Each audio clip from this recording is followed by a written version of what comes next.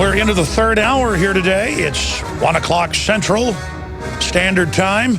I'm Alex Jones, your host, and John McAfee, of course, the most famous antivirus maker out there in the company. He's still one of the top companies out there that bears his name. He's an inventor, a journalist, a really interesting fellow. And, of course, the website is whoismcafee.com. And he joins us here. We're going to come back in the next segment and really get into all the things he wants to cover. But he was here about an hour before it came out, and he said, yeah, I just talked to NBC, and they're going to be, talking about how the feds tried to hire him to come try to fix healthcare. So I guess they are all hands on deck trying to hire all the tech gurus to fix stuff. We're going to talk about that coming up in the next segment. But, John, it is great to meet you in person, buddy. Well, it's great to meet you, Alex. I've talked to you on the phone so many times, I felt like I knew you anyway. Well, it's good to have you here. What do you think of Austin so far? I like Austin. Very nice town. It's small enough to be enjoyable and not too crowded, and yet large enough to have coffee shops. Well, it used to be a lot smaller, like 100,000 people. Now it's over 1 million, but it is spread out. But right. I hear you have a water problem. We do. We're running out of water. Well, until it flooded last week. I mean, every decade or so there's a drought, but next we're going to have the dams about to break. So, all right. Well, that's preferable, I think. I think the prettiest places in Austin would be down on, say, the Colorado River. Have you seen that yet? I have. Beautiful, beautiful. In fact, I think that's the river I'm staying on.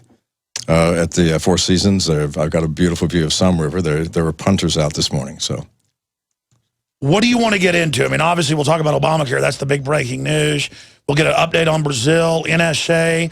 You say there's more than just the NSA spying on us. Well, obviously. I mean, if the NSA is spying on us and they're just one covert branch of the government, then everybody has to be. It'd be ridiculous to have the NSA spying on the U.S. population, but the CIA and the FBI and other covert arms not doing it, or the military. So you know for a fact that we're being spied on by everyone. You know, Edward Snowden just blew the whistle on one aspect, and so we're focused on that.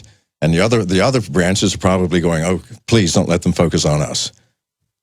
Well, that's right. I mean, there's 15 big intelligence agencies, but it gets worse than that because it came out the DEA is hooked into the NSA, tracking everybody. I mean, so they're listening to you talk about a pot plant you've got growing in your backyard. Well, I don't smoke pot, but... No, but I meant the public out there, sure. Of course, right. So all the agencies cooperate to a certain extent. I mean, they're jealous of each other and they keep guarded secrets, but you can be guaranteed that something of interest to one agency may be of interest to another. And so there's nothing that we do that isn't known now. I mean, that has to be the case. I also want to talk about your product when it comes out because, I mean, you're already one of the most famous computer-type inventors out there. I tell you, this will be revolutionary if it's not just an off-site proxy you go through, because we know they tap the backbone before it even gets there. They've bragged about that. If it's a device in front of your computer, I don't know why I didn't think of that. I guess I'm not John McAfee. Well, you know, it's a very simple concept. People think that it's going to be difficult to implement, but it's not. It's a very simple idea. It's just you step outside the box and say, okay, everyone's trying to fix the internet. Well, it's too big. It's been here too long. There are too many pieces. I said, well, it can't be fixed. Why don't we just create another internet, sort of a sub-part of the real internet, and as it grows, perhaps that will be the new internet.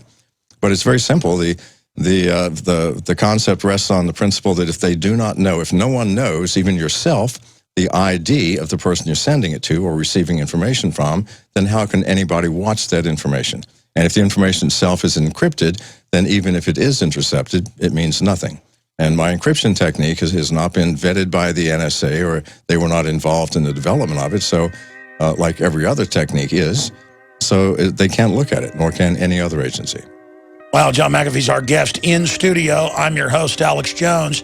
And when we come back, we're going to dive into an in-depth interview. I'm going to ask him about human potential, where he thinks things are going, transhumanism, Ray Kurzweil. I've got a bunch of my questions. We're going to cover his points first. As I asked him before we went live, what do you want to cover? I've got a list of 4 things. It's all coming up live, uncensored, straight ahead. Well, John McAfee is our guest. He's come to Austin to visit with us. And this morning, he did an interview with CNBC, and it's GOP asked for tech founder, ex-fugitive McAfee to diagnose Obamacare. And that fits in with the Politico article, Tech Surge to Repair Obamacare Websites. They're saying it's like the Manhattan Project as they panic to try to fix it. Now, of course, John McAfee is an extremely famous computer programmer, engineer, worked for all sorts of big corporations, NASA, you name it. He developed McAfee, which is still the dominant antivirus system out there. He's also been better known lately for escaping out of the kleptocratic area of Belize and exposing connections to the communist Chinese, Muslim terrorists, you name it, Ryerson plots. And when he broke this on our show, I said, man, that is hard to believe. But I still had him on and said it may be true. But then it all later came out in the news months and months later. So he is definitely a blessed, charmed man to have been able to make it out of there into Guatemala and then back to the good old U.S. of A. And we're going to talk about his view on the world and so many issues, the NSA, you name it. But first, sir, let's get into Obamacare. Wow, so you've been contacted by the government to try to come in and fix it. What did you tell them, and why did you refuse? Well, I was contacted by the House Committee on Energy and Commerce. They're the ones that oversee the Obamacare package. And if I would come out and basically oversee some of the changes and give them input on what needed to be done. I said, sure. Then they added, but we can't pay your expenses or anything. The government is shut down. And I'm thinking, well, you pay $600 million to a completely inoperable agency to build this system. And I said, okay, well, I'll pay my own way. And they said, okay. And then they came back and said, well, we can't even get the committee members all together because, again, the chaos of the shutdown. Can we do it on the phone? And at that point, I go, okay, I'm out of here. They expect me to give them advice on a system that requires showing them charts and graphs and how this thing is put together and what's wrong with it, and they want to do it over the phone. They're not serious. They just want to say, we contacted McAfee, he gave us some advice, and we're going to implement it, which is utter nonsense. They're not. My advice would be, throw it away and start over. You cannot fix the system that's there. It is impossible. The way it is architected, any good programmer will tell you, it's just not going to work. And they can pour money into it, another $50 million, another $100 million. It will never work the way that it is. It needs to be redone.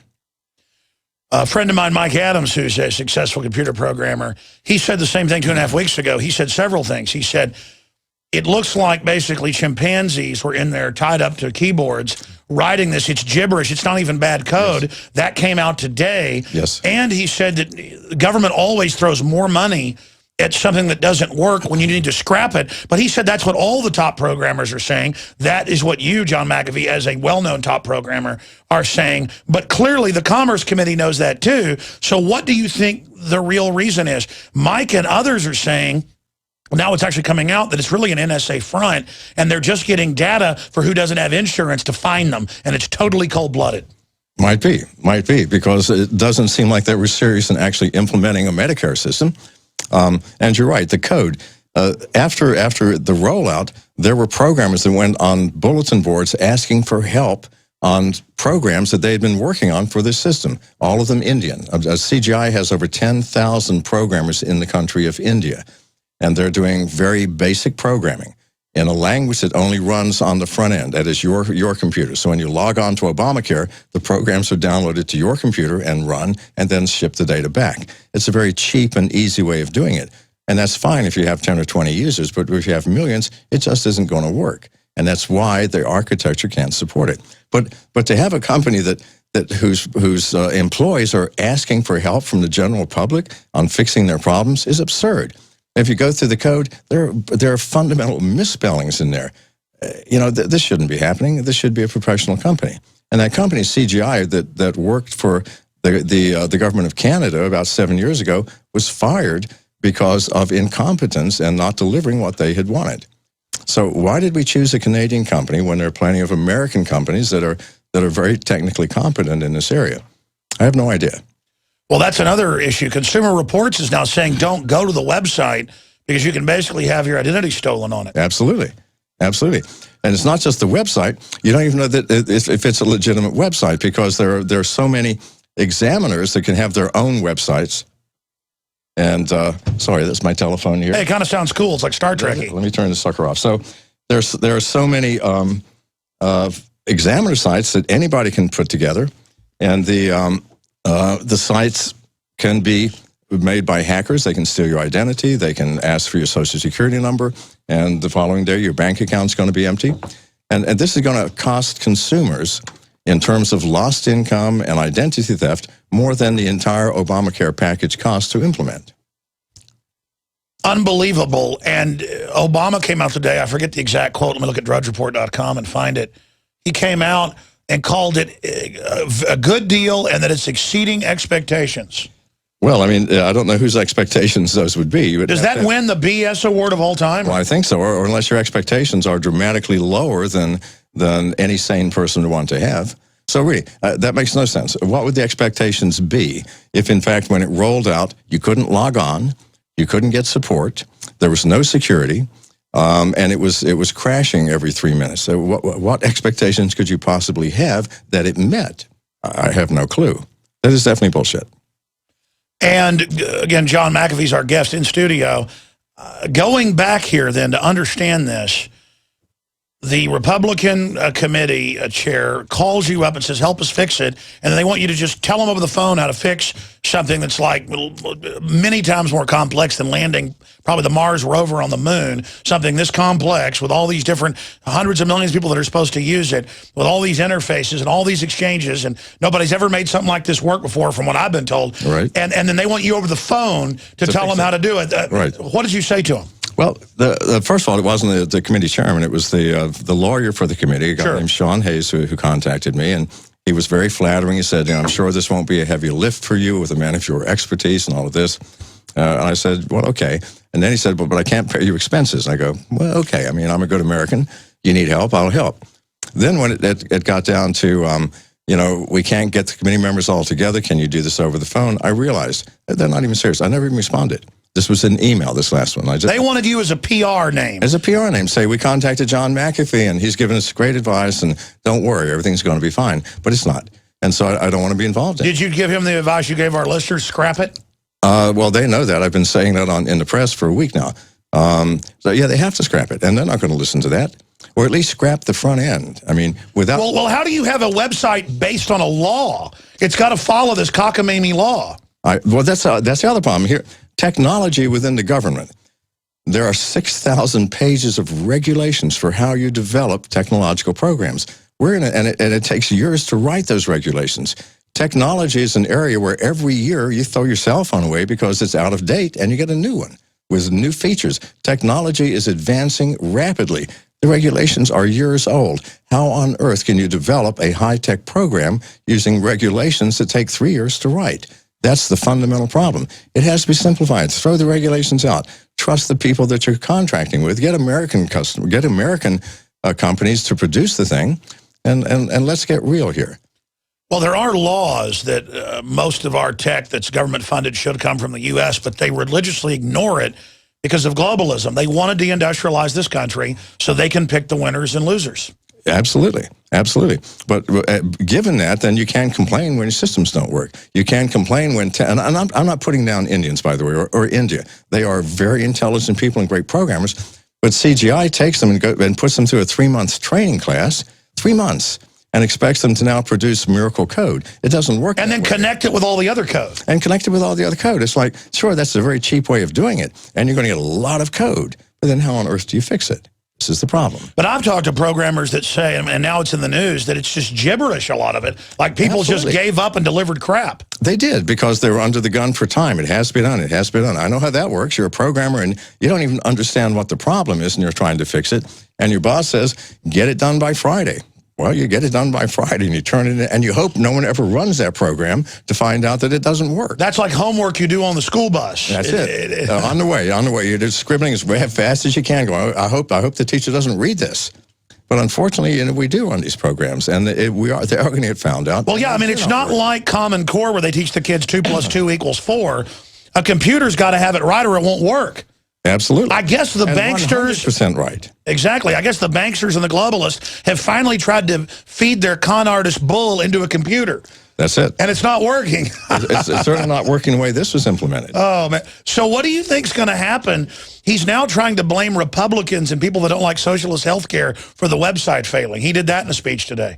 Well, you can blame the manager of the technological program and nothing else. CGI is responsible, period, for delivering a working program. They did not, because really it was unrealistic given the way that they did it. And they did it in order to make money. I understand that.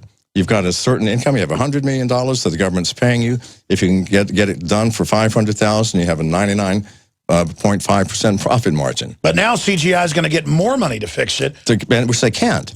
And they're going to use those same programmers because you can't use new ones to fix an existing program. Whereas if they threw it out, grab some really decent programs. I mean, very top-notch programmers, because Well, don't tell them how to fix it. We want it to fail. Anyway, it doesn't matter. They're not going to listen to me, okay? John McAfee, we're going to break. Incredible to have this guy in studio with us. We're going to come back and let him continue on that point. Then the NSA, his device he's coming up with very soon that I hope to sell here, and a lot more. Stay with us. I'm Alex Jones, Infowars.com and PrisonPlanet.tv. WhoisMcAfee.com is his site. John McAfee is really amazing in person. And you saw the media hype and the demonization of him when he was down in Belize.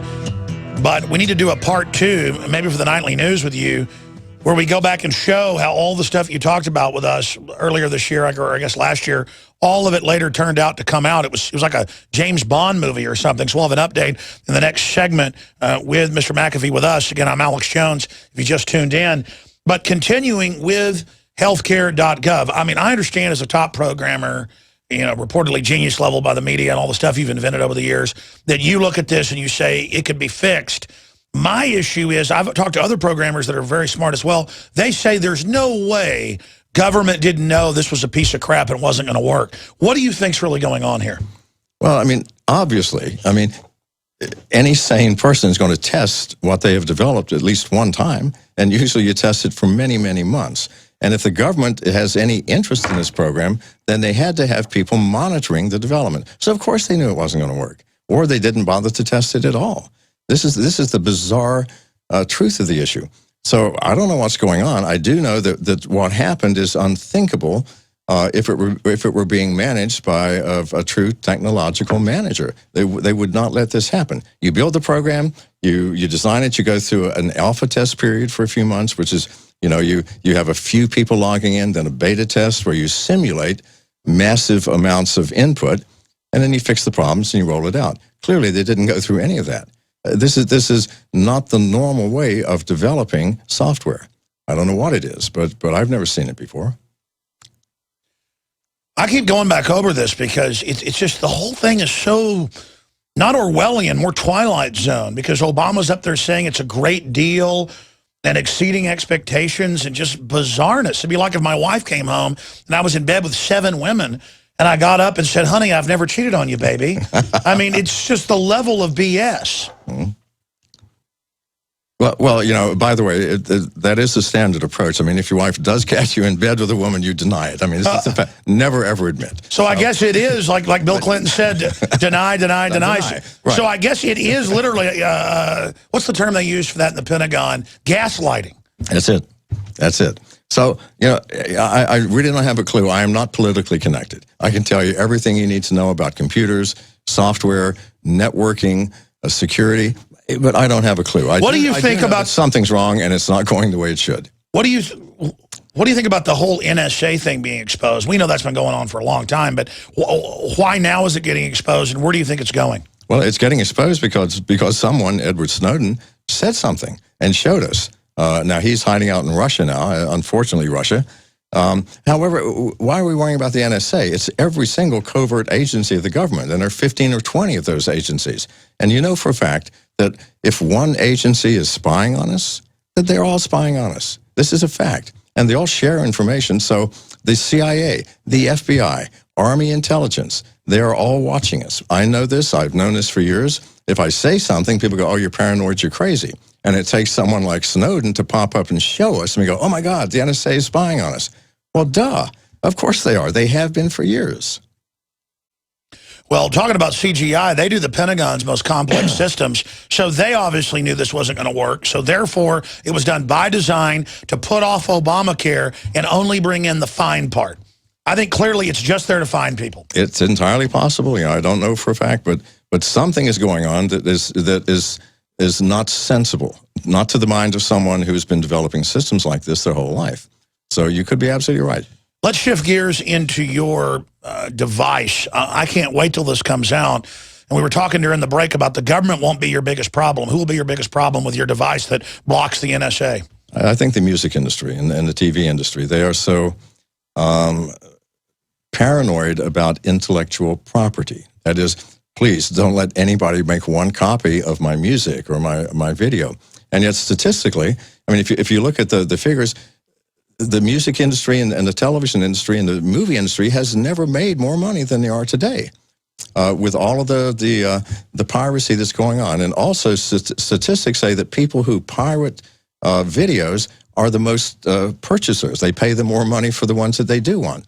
So they have no reason to be doing what they're doing. But I guarantee you there's already been comments made that this is a dangerous product and a dangerous idea that they're going to try and block it. I want to talk about this when we come back in the long segment because it tortures me. I have an old TV, not that old, like 5-6 years, that has a DVD player on the side that I've run in the garage on the treadmill.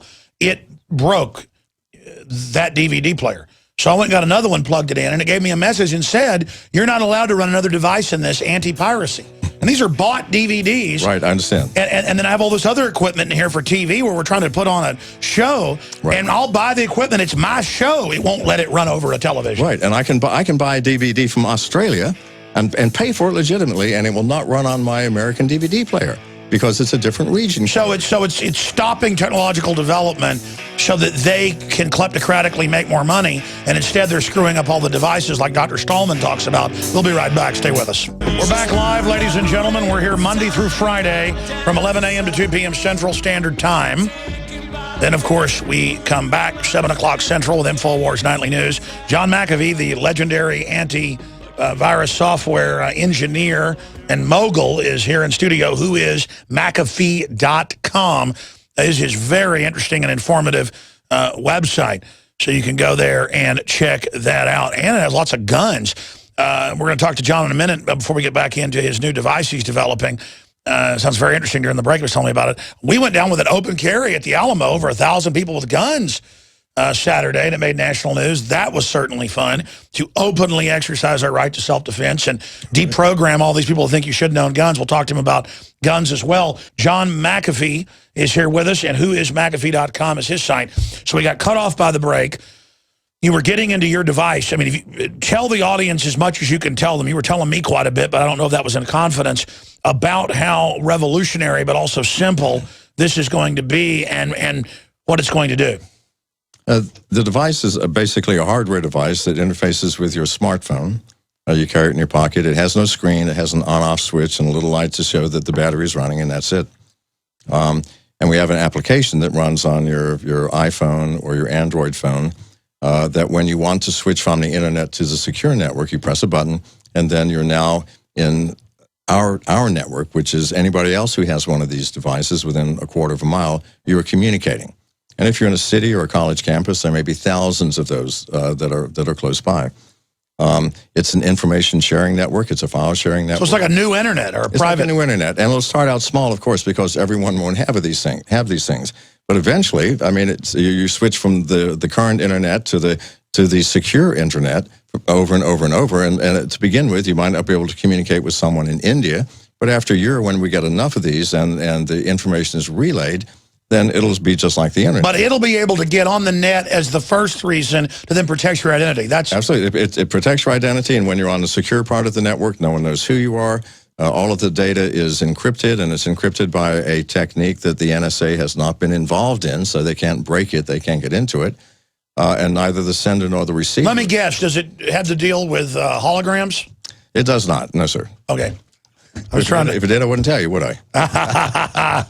No, I was talking to my dad about this, and he said, I bet it's a hologram interface or something. My dad's smarter than I am in some ways, but go ahead. No, so I'm not going to say, for the simple reason. No, obviously don't say. We don't want people to know. So it's going to be very secure. So neither the NSA, nor the CIA, nor the FBI, nor Army Intelligence, nor anyone can find out who you're talking to, what you're saying, and what you're exchanging, which is really what we should have that right anyway. Now you're a trailblazer in your own right, obviously, but other great minds are going to hear this, or they probably already thought of it. even if they try to stop you selling this here domestically, it's going to be a huge international market. And then other people are going to make clones or knockoffs and then other technologies. They're not going to be able to stop this. Well, they may stop me temporarily, of course. You know, they may say you can't sell this, and I'll say fine. You know, your control stops at your boundaries. You have Canada and Mexico and the ocean, and I'll sell it everywhere else.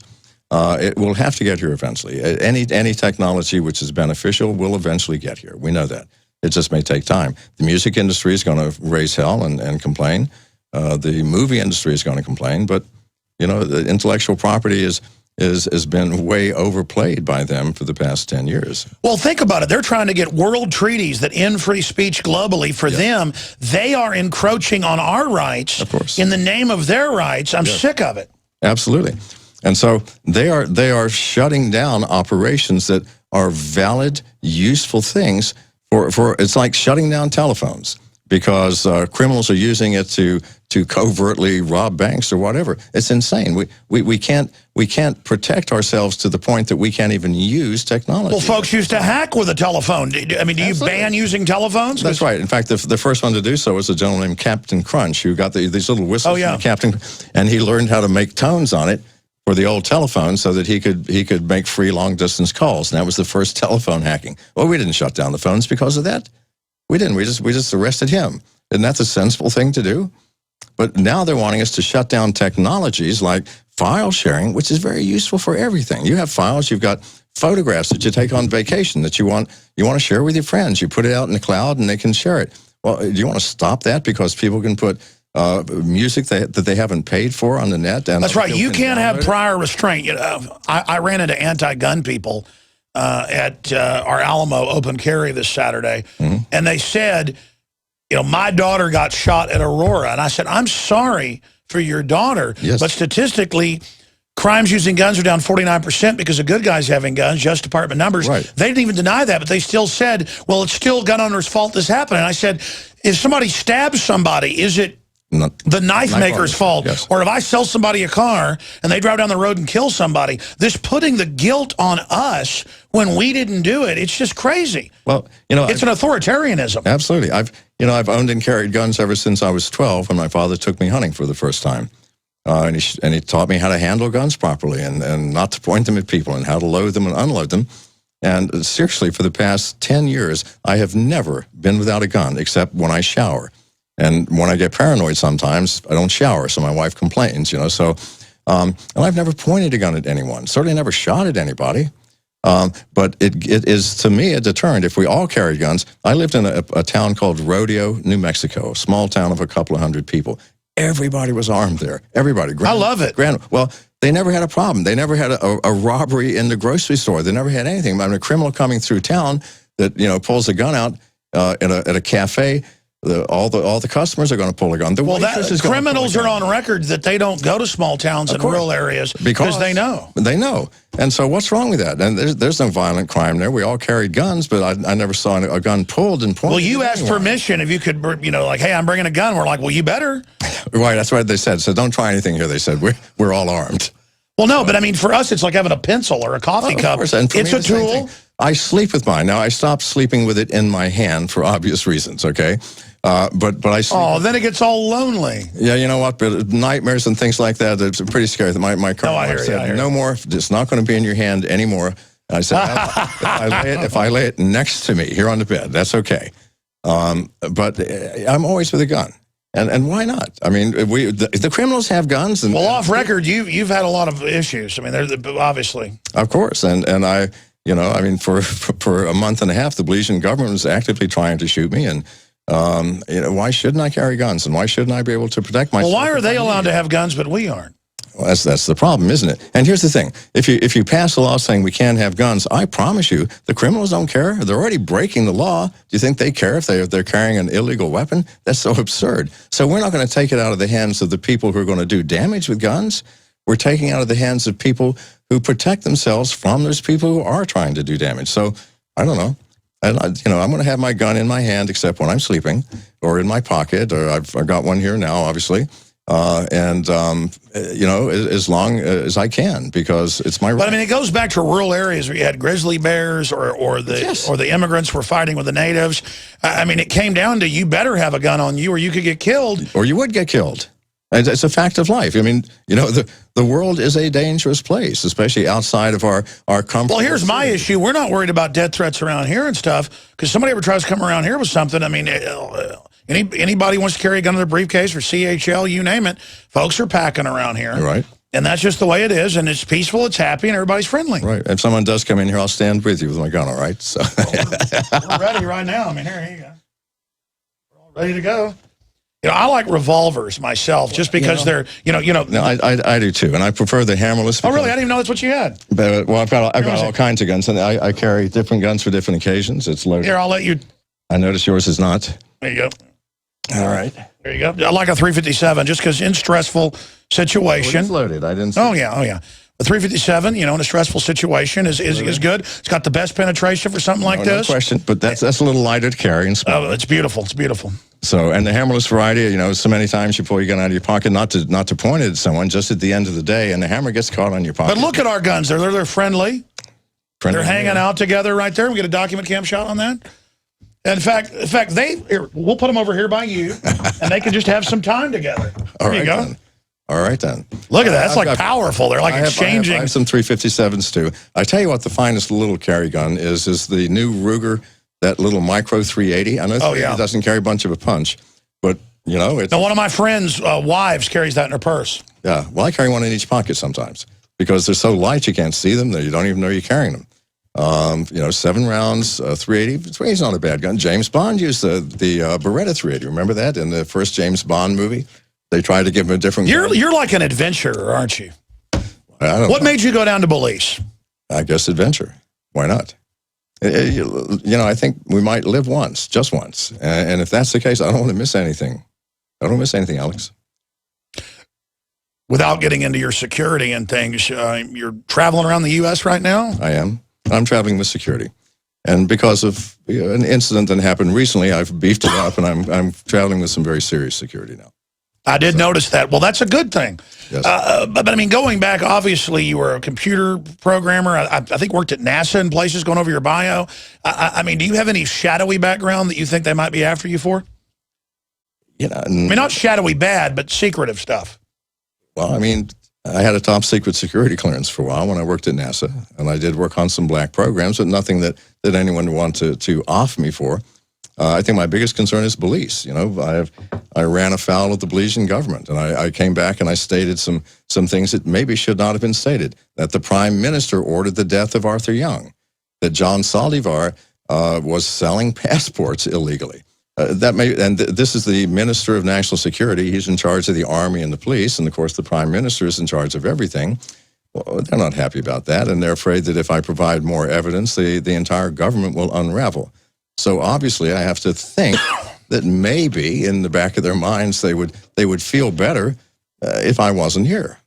I know you talk... Is that paranoia? May I ask you? No, I don't think that's paranoia. I mean, knowing what goes on in the government of Belize, what it's used for, how famously piratical it is, I don't know about those individuals, but I know that certainly I would be concerned if I had the entire Belizean mafia-style government angry at me. Right, and the other thing is that they have a longer reach than you might imagine. For example, there are American businesses that would love to do business in Belize for a lot of reasons. You can do illegal things there if you pay the right people, and your profits can soar.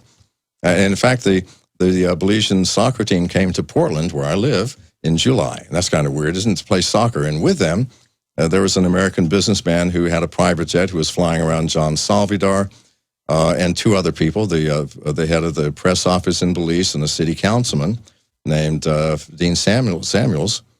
And, you look at that and you think, well, I don't know, why did they come to my city? Why did the head of national security come to my town way up there, So I'm thinking, well, I don't know, maybe I should be cautious.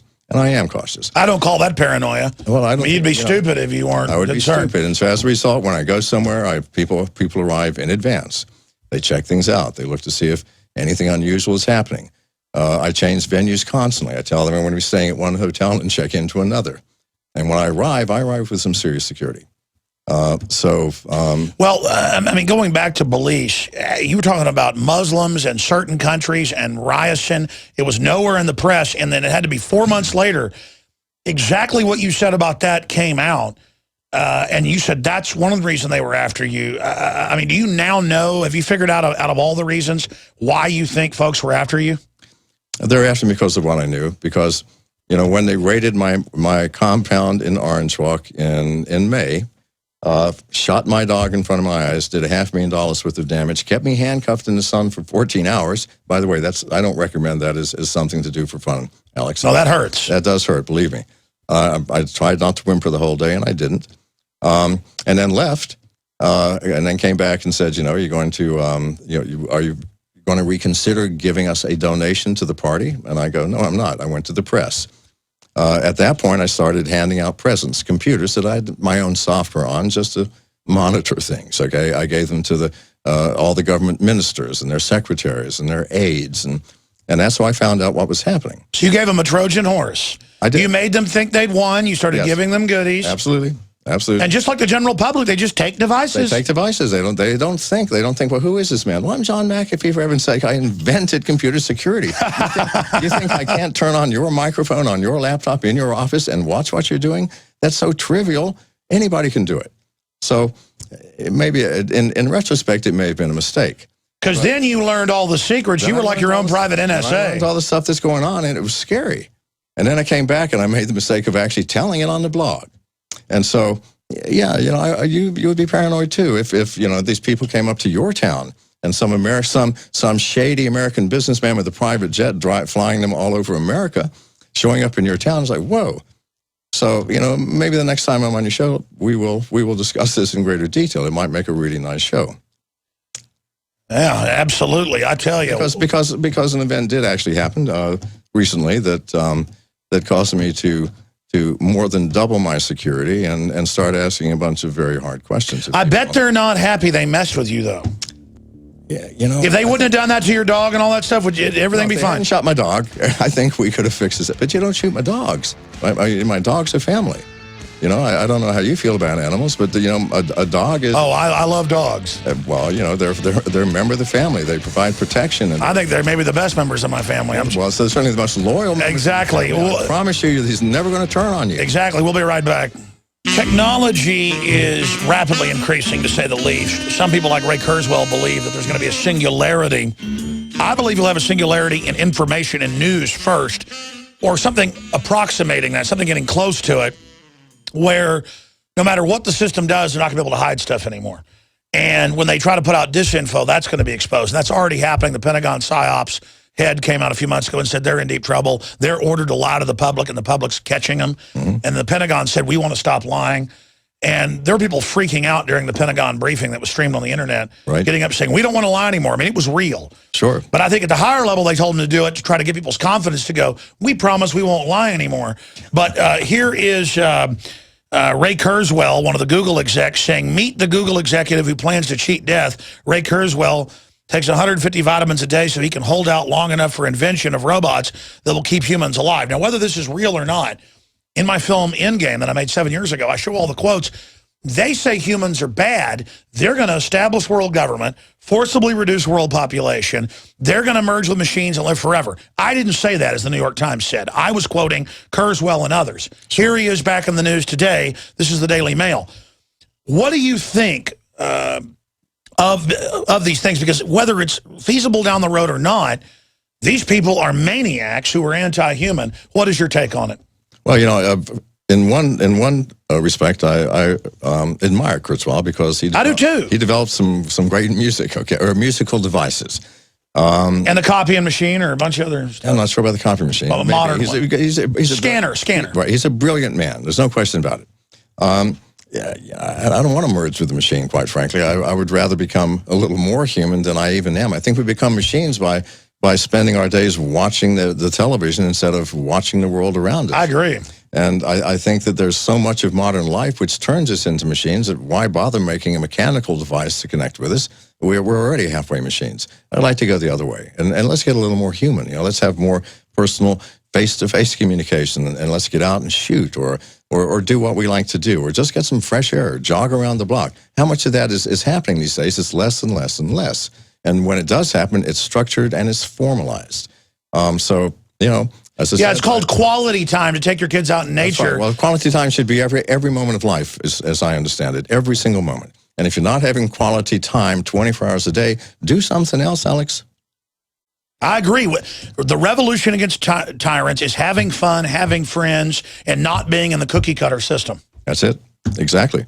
You know, getting into real life and take some risks, because to have any quality time is risky. It means you've got to get off of your comfortable sofa, out of your safe, secure house, and into a world which is unpredictable and unknown. It's a mystery. Well, isn't that how things were when you were a kid? Wasn't it great to get out and explore the mystery of life, the mystery of the world? Absolutely, going to a friend's house and going out in the woods. You bet. Sneaking on some farmer's ranch and picking strawberries in your neighbor's backyard at night, without them knowing. Whatever. It's an adventure. It's life as it should be. We should all be children again. They're trying to insert us into these bubbles where they bombard us with nothing but their propaganda to keep us from seeing the wider universe. All right. Well, that's how they control us. See.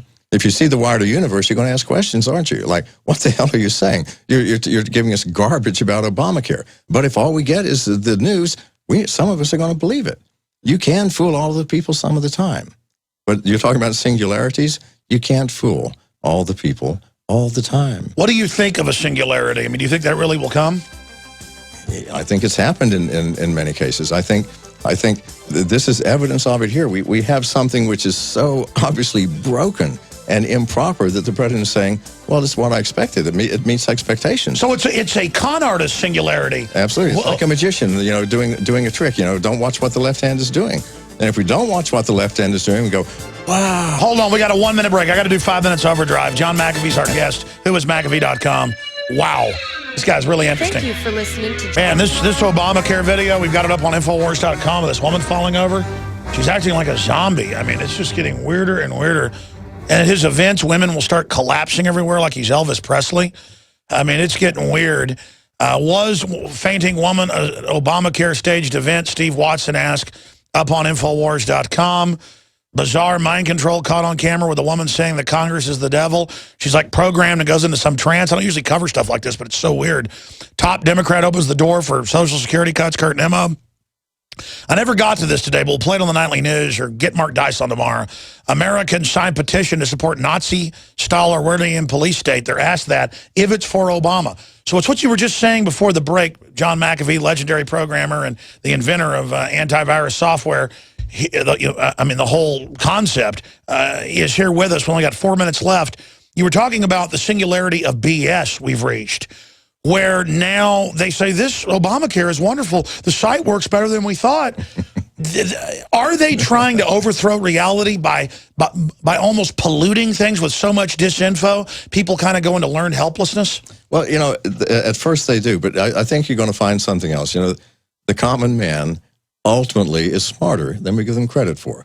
At some point, everyone is going to look at each other and think, wait a minute. The emperor has no clothes. It doesn't matter. Everybody says, "Oh yeah, he's dressed," and the child's going to say, "Look, the emperor's naked." The old story, and someone's going to say, "Wait a minute, he just said that this thing is perfect. It's just as expected," and the world is saying it's broken. So at some point, we're all going to look at each other and go, "All right, it is bullshit, isn't it?" And trust me, that's what will happen. And that's when the overthrow, I don't mean the armed overthrow. I mean, we go to the polls and we recall everybody. And a mental overthrow. A mental overthrow. And then we look at ourselves and we take responsibility and realize what we've done. We have allowed this to happen through fear. We're afraid of the terrorists. We're afraid of the Muslims. We're afraid of everything. And we've allowed to be created the Homeland Security and the Transportation Security Administration, and all the things that, I have to get halfway undressed every time I like to get here. Halfway undressed to go through security. Well, that's really bizarre. And at some point we go, no, wait a minute. I'm not going to be afraid anymore. We call these people, boot them out of office. Let's change what's happening. We are Americans. We still have a Constitution. Let's adhere to it, and let's make use of it. We have the right. You think we can't recall our congressman? We can. Go to the polls, sign some petitions. Get things changed. I agree with you. We've only got about a minute and a half left. John McAfee here visiting us in Austin, Texas. I think this has been a legendary interview. McAfee.com is your website. Any other points that after this interview's over you wish you would have made? You know, I think none, other than, you know, when the music industry does rise up against me, when this product comes out and says this is a dangerous product, you know, make your voices heard. I think they're dangerous, trying to bully our freedom, of course, and preemptively tie us up because we might do something wrong. Absolutely. They've allowed so many technologies to die because they were a threat to that industry. Well, I want those technologies. I would like to have the right to freely share information. Let me do that. The risk, if there's a risk, well, that's too bad. Well, if I commit something, then I get in trouble. You don't, like John McCain said, they'll remote control kill your computer if they think you've downloaded a song illegally with no judge or jury. They'll destroy your computer with no proof because they feel like it. Of course. Why not? I mean, they have the power. That's the issue. They have the idea. Well, why not? I'm doing it for the better good of everybody. Like, I know what you need, Alex, and I'm going to do what's right for you. Don't you worry about thinking and choosing things for yourself. I will decide because we know what's right. Or they don't know what's right. Well, that's called slavery. That's indeed. Slavery in every aspect. It starts with mental slavery, where we actually believe the nonsense that we're being Amazing. told. John McAfee, good to know you personally.